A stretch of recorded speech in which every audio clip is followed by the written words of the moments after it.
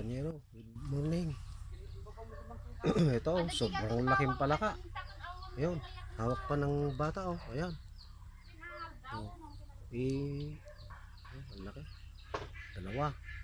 Mag-asawa sila, ang lalaki. Parang tsinelas kalalaki. Ayan. Tapos ito.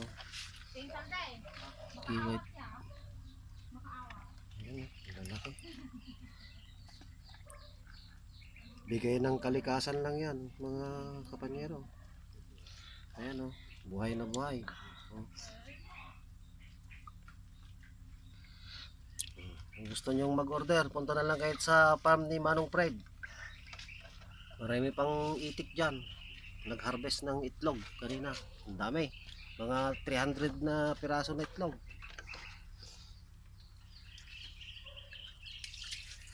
Ayun po si Manong Fred. Yung i-deliver niya yung 300 na itlog sa market.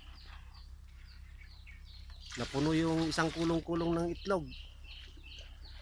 300 plus na itlog times 950. Libo na naman mga kapanyero. Ayan, yan. Magdi-deliver na yan.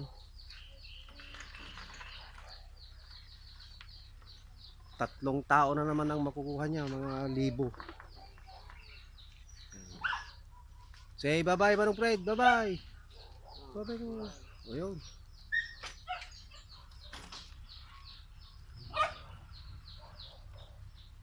Samantala. Thank you mga kapanyero.